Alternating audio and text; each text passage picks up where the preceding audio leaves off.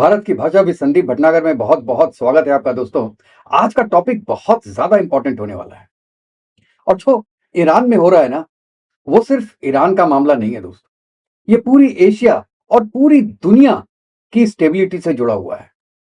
आपको पता होगा, यूएस के प्रेसिडेंट ट्रंप ने ट्रुथ सोशल पे एक बहुत धमाकेदार बयान दिया और उन्होंने सीधे जो ईरान के प्रोटेस्टर्स हैं उनको एड्रेस किया। मैं आपको पढ़ के सुनाता हूं कि उन्होंने क्या बोला। ध्यान से सुनिएगा। Iranian protesters keep protesting। Protesters को बोला है कि आप प्रोटेस्ट करते रहिए।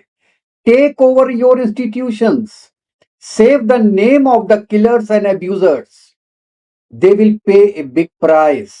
I have cancelled all the meetings with Iranian officials until the senseless killings of the protesters stops.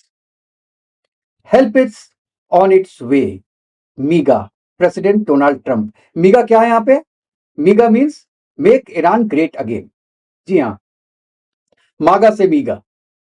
Trump बहुत खुल के कह रहे हैं कि अपने इंस्टीट्यूशंस पे चढ़ाई कर दो, टेक ओवर कर लो। और सबसे बड़ा मैसेज है कि help is on the way.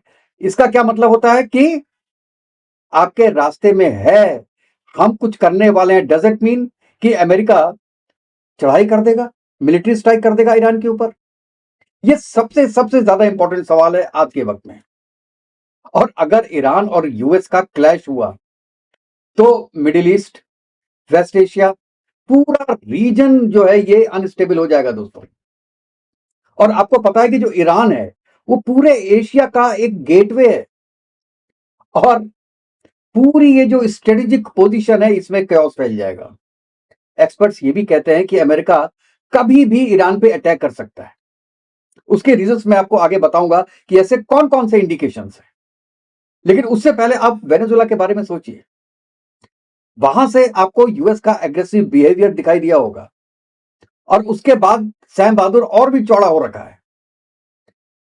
Colombia को, ग्रीनलैंड को, यूरोप को, सबको धमकी दे रहा है, हर जगह इंटरफेरेंस करने की कोशिश कर रहा है।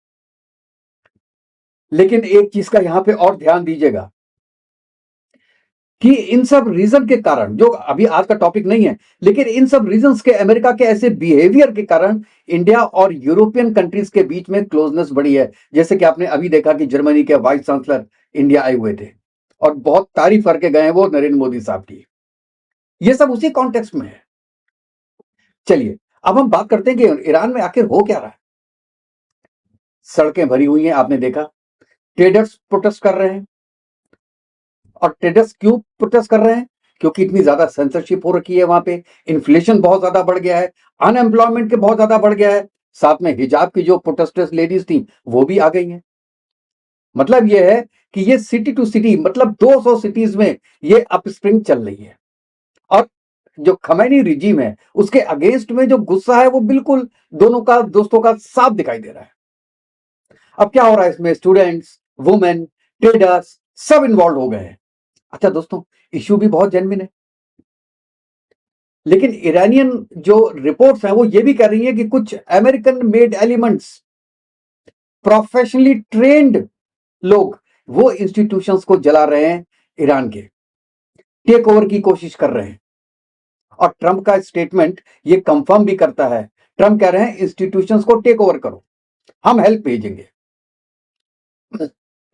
यहां पे मेरा व्यू थोड़ा सा अलग है। मैं ये कहता हूं कि ईरान में जो नेशनलिज्म है वो बहुत सॉलिड है दोस्तों।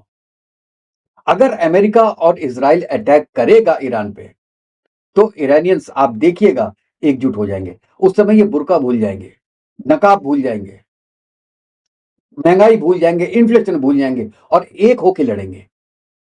चाहे अपोजिशन में अमेरिका हो, चाहे इजराइल हो।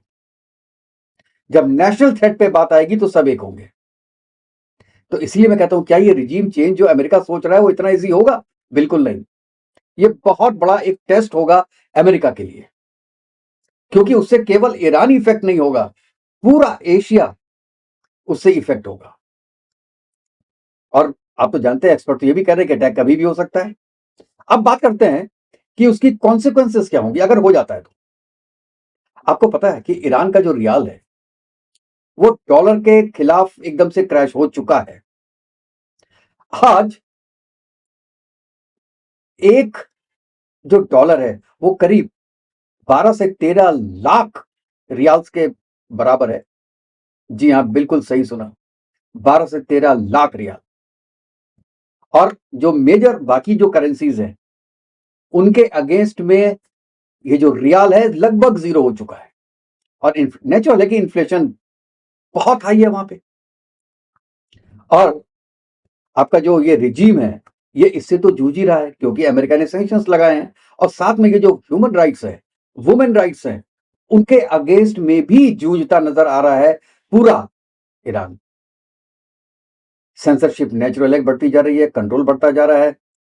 और आप देखिएगा कि इसमें थोड़ा सा हिस्ट्री का भी आप एक बात सोचिए कि यूएस और मोसाद, ये जो रिजीम चेंज के ऑपरेशन है ना, ये उनके लिए नया नहीं है, हिस्ट्री में भी कर चुके हैं। आपने देखा कि आईआरजीसी का जो जनरल कसीम, वो था, क्या नाम था उसका, सुलेमानी, उसको 2020 में ही टारगेट करके मार दिया था। और आपको याद होगा जो न्यूक्लियर साइंटिस्ट थे मोहसिन फखरजुदा, ये तो पिछले साल की घटना है, उनको भी टारगेट कर दिया गया था। इवन प्रेसिडेंट इब्राहिम रईसी का हेलीकॉप्टर क्रैश हुआ था। अब वो अमेरिका ने कराया था, मोसाद ने कराया था, किसने कराया था इसका कोई प्रूफ तो नहीं है, लेकिन टाइमिंग वही बोलती है कि उसमें भी भारी हाथ था। अब इससे कंटिन्यूअस जो हिट्स हुए, अमेरिका ने B2 बॉम्बर भी किया, इसराइल ने भी अटैक किया, साथ में ये सब काम भी हो रहे हैं, तो इससे क्या हो गया कि स्ट्रक्चर तो थोड़ा कमजोर हुआ है ईरान का।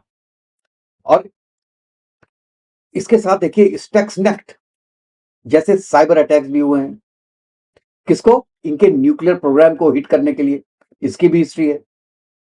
लेकिन यहां पे मैं बोलूंगा कि ईरान के अंदर जो एंगर है वो केवल जो ये बाहर का ऑपरेशंस है, एक्सटर्नल ऑपरेशंस हैं, केवल उसका नतीजा नहीं है। कई फैक्टर्स हैं, जैसे फाइनेंशियल है, इकोनॉमिकल है, सोशियो पॉलिटिकल है।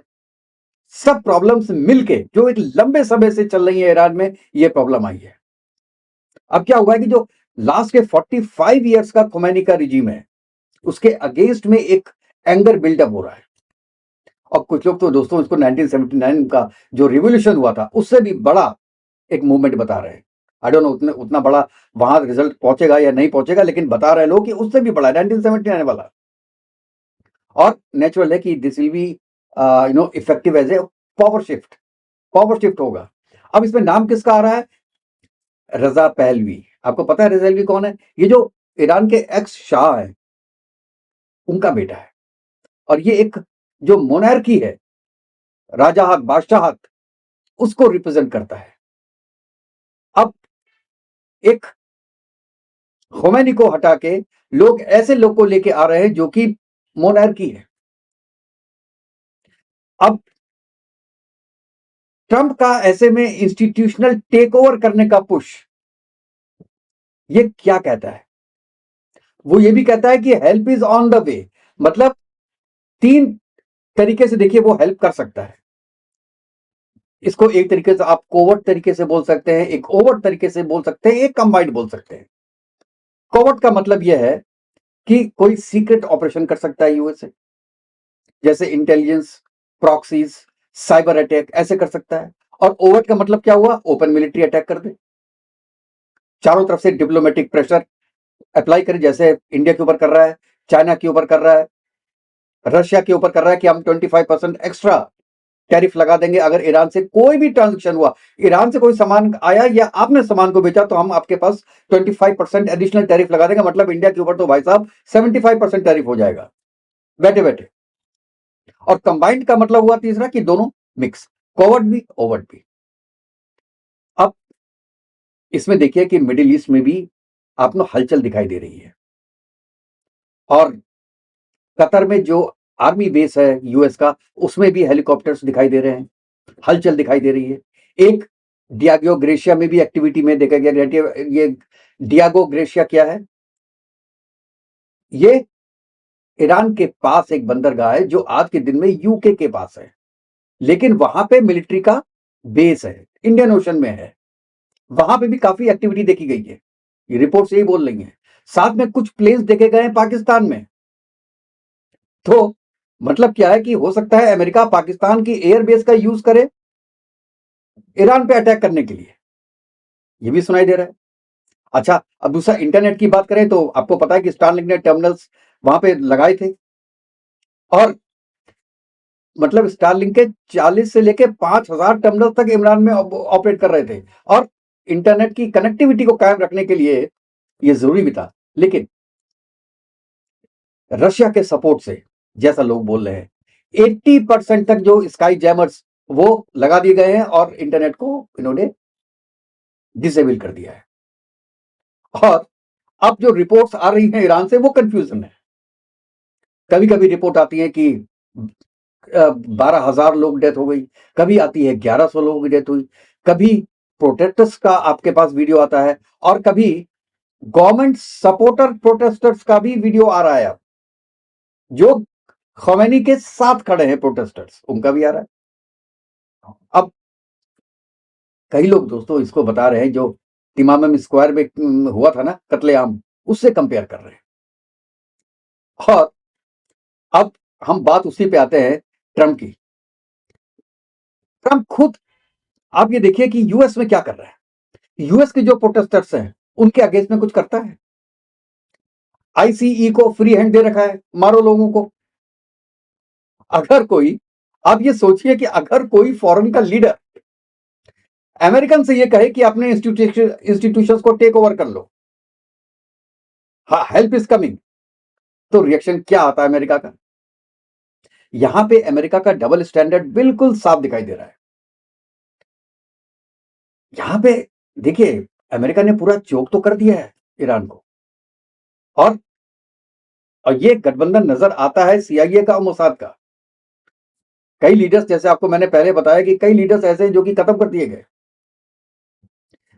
लेकिन अब सवाल ये होता है कि जैसे वेनेजुला के प्रेसिडेंट को किडनैप कर दिया, एक्टिंग प्रेसिडेंट को चेंज कर दिया,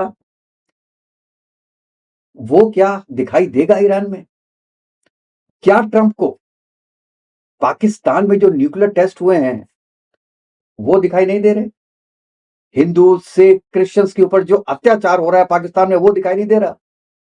इसका मतलब है कि ये ओवरऑल जो है वो अमेरिका को दिखाई नहीं दे रहा है। जहां वो देखना नहीं चाहता, जहां वो सुनना नहीं चाहता, वो देखता नहीं उस तरफ, पाकिस्तान की तरफ नहीं देख रहा है, बाकी की तरफ देख रहा है। और देखिए, अगर मेरा पर्सनली आप इसमें अपना कमेंट पूछना चाहें तो मैं बहुत ज्यादा चेंज के अगेंस्ट हूं। उससे क्या होगा कि पूरा रीजन, जैसे मैंने पहले बताया, अनस्टेबल होगा, एशिया शेक होगा। इंडिया के जो एक तरीके से स्ट्रेटेजिक, उसमें कई चीज है इंडिया की। आप आप देखिए इंडिया का क्या क्या है उसके अंदर।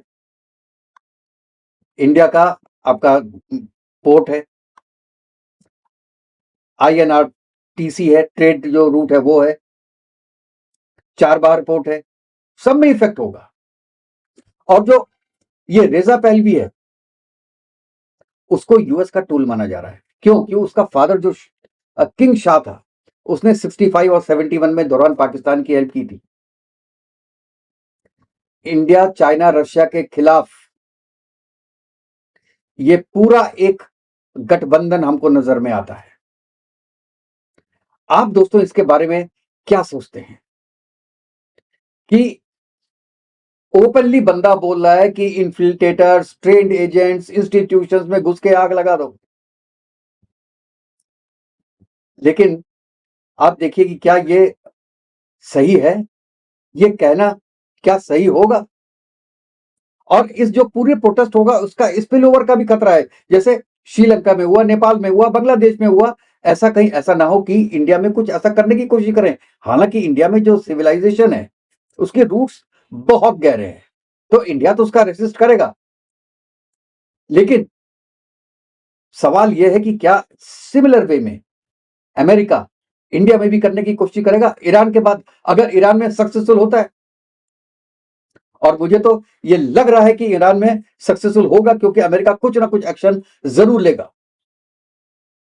और ये इंडिया का वक्त है इंडिया के लिए सोचने का कि आपको आगे कैसे बढ़ना है, यूएसए के साथ या ईरान के साथ। जो अपने हित हैं, अपने हित को बना के कैसे रखना है।